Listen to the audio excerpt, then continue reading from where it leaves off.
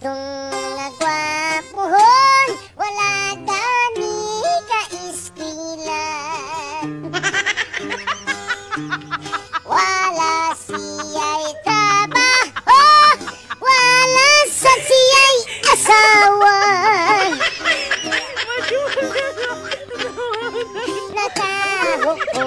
Nakahukom, manimpalat na lang siya.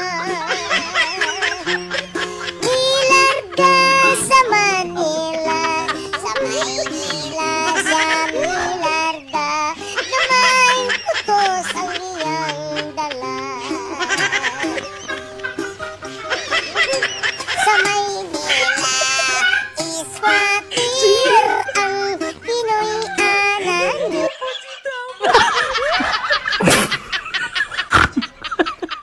What?